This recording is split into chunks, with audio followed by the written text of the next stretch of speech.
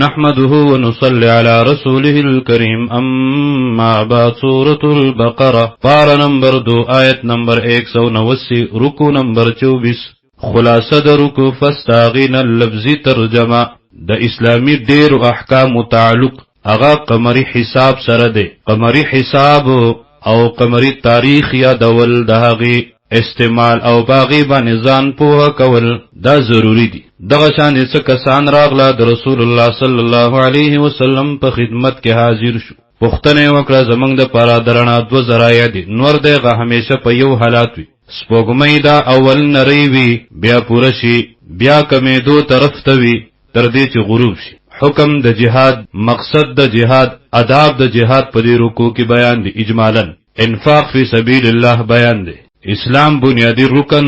د حج اجمالا ذکر دی مقصد د حج او عمره بیان دی قسمنا د حج بیان دی حکمتنا د هلال بیان دی اعوذ بالله من الشیطان الرجیم بسم الله الرحمن الرحیم یسألونک تپوس کوي دویستانا عن الاهلا پباراد میاشتو کی کله چې میاش را وخیږي درې ورځې پورې دي ته هلال ویلې کیږي قل ورتوایا اے حبیب صلی اللہ علیہ وسلم حکمتونه بیانی هيا دا میاشتی مواقیت للناس دا وقتنا معلوم ولدی د پارا د خلق والحج او د پارا د حج وليس البر او ندانی کی بان تأتوا البیوت چرازی تاسو کورنو خپلوتا من ظهورها د شاگانو د هغونا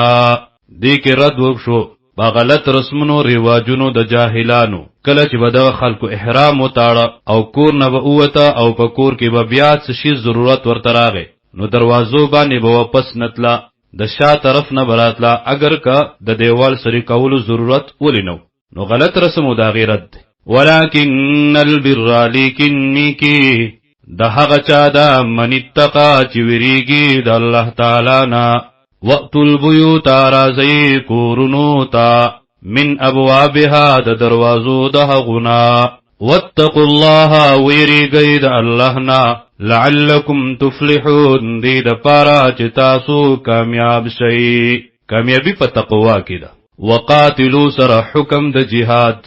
مقصد د جهاد او جهاد به د چا سره کوي زیاته به نه کوي بیانېږي وقاتلوا او اجنگے فی سبیل اللہ پلارا دا اللہ کی مقصد اغب اعلاء کلمت اللہ وچتوالے دا کلمی دا اللہ او مراد دا کلمی دا اللہ نا دین اسلام توحید الذین هغا کسانو سرا یقاتلونکم چی جنگی گی استاسو سرا چی اہل دا جنگ دی ولا تعتدو او زیادے مکوئی مقصد هم صرف د الله رضاوي ان الله یقینا الله لا يحب المعتدين من نساتی د زیاتی کون کسرا طریقه د قتال بیانېږي وقتلوهم مړکې دوی لرا حيث ثقفتموهم کوم ځای کې چې عمومي تاسو دوی لرا واخرجوهم او اباسي دوی لرا من حيث اخرجوكم د هغه زینا چې کوم زینې وستلی تاسو والفتنه فتنه شرک کفر ظلم اشد سخت گنادا من القتل د وجلونا ولا تقاتلوهم او مجنگی دوی سرا عند المسجد الحرام پخوا د مسجد حرام کی په حرم کې دوی سره جنگ مکوئ حتی تردی پوری یقاتلوکم فیه چی اجنگیگی تاسو سرا پدی کی فَإِن قَاتَلُوكُمْ پس کچری جنگ شروع کری تاسو سرا پدغ حرم کی فَقْتُلُوهُمْ پس اوجنی دوی لرا کذالکم دغرنگی جزاء الکافرین بدلا د کافرانو دا فَإِنِ انتهوا پس کچری منشو دوی د شرک د کفر او د ظلمنا فإن الله پس یقینا الله غفور الرحیم بخون کے مہربان دے توبہ باسی وقاتلوهم جنگی گئی دوی سرا حتی ترہغی لا تکون فتنہ چی پاتی نشی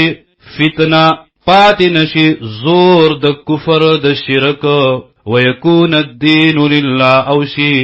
دین خاص د الله د پارا غلبه صرف او صرف د اسلام شي دا حق او باطل معرکه مقابله دا به تر قیامت پوری نو د دغی د پارا جهاد دا به همیشه فإن انتهوا پس کچری من شودوی فلا عدوانا پس نشته دی زیاته الا علی الظالمین مگر په ظالمانو باندې په 12 میاشتو کې 4 میاشتې دا د حرمت دي الشهر الحرام بالشهر الحرام میاشتې عزت مند دي په بدلا د میاشتو عزت مندو کې والحرمات او ټول د عزت شیزونه قصاص بدلی ولدي فمن اعتدى پس چاچ زیاته وکړو علیکم پتاسو باندې فاعتدوا علیه پس سزا د زیاتی ورکړی هغه تا بمثل ما اعتدى علیکم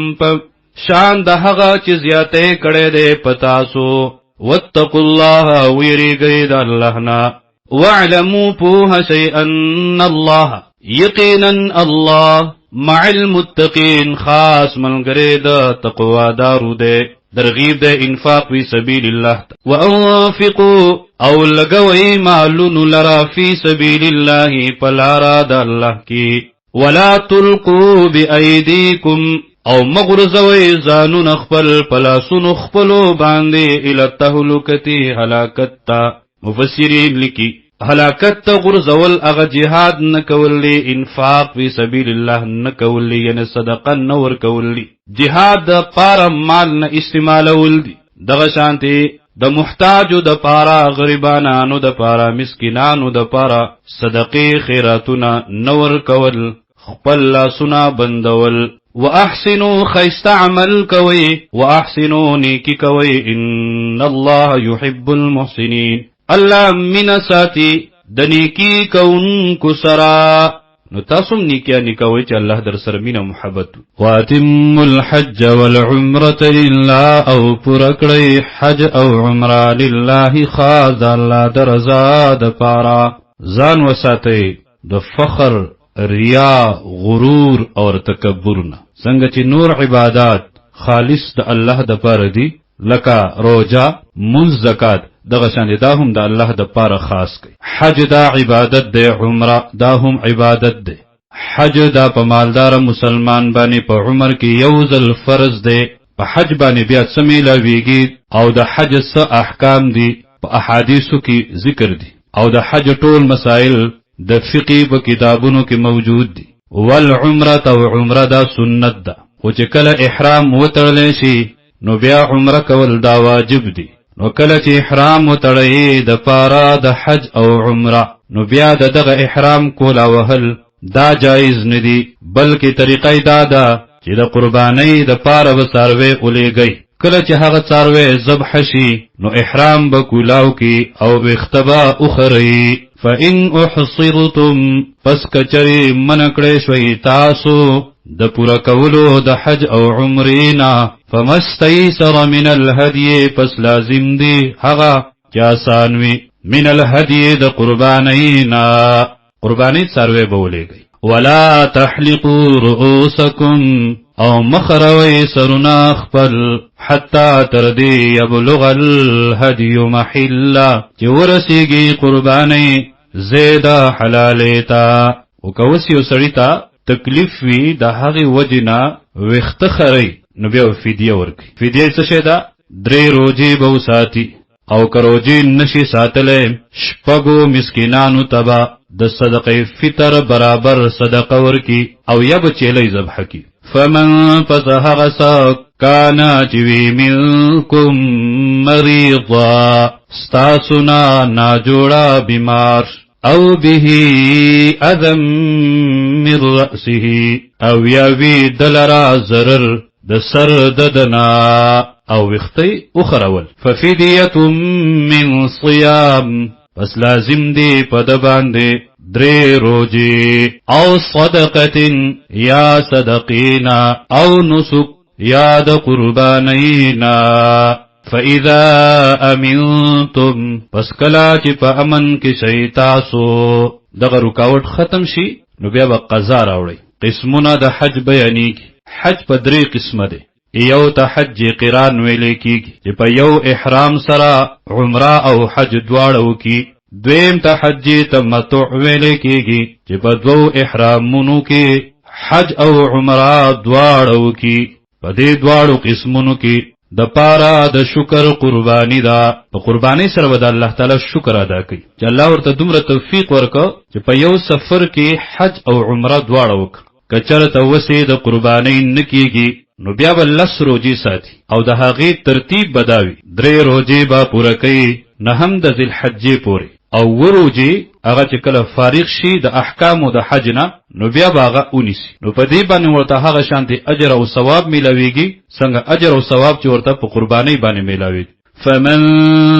تمتع بالعمرة پس چا چې نفع اخیستی وي په عمره باندې الى الحج سرا د حجنا فمستيسر پس لازم دی پر هغه چې آسان وي من الهدي د قربانینا. فمن لم يجد پس هغه څوک چې بیا نمومي ساروی د قربانی لرا نو لازم دی په د باندې فصيام نیول د روزو سورجی بنی فی 3 ایام 3 ورځې فی الحج پورزو د حج کی 9 د ذی الحج پوری و7 او وروجی بنسی اذا رجعتم کله چې فارغ شئ تاسو د احکامو د حجنا. تلک 10 کامله دغه لسپوردی په بدل دغه قربانی کی. ذالک دا حکم لمن لم یکن د هغه چا د پاره دی چې نوی اهله کورنی د هغه حاضر المسجد الحرام وخوا د مسجد حرام کی. واتقوا الله ويريغي د الله نا واعلموا او پوه شي ان الله یقینا الله شدید العقاب سخت عذاب ورکون کې ده.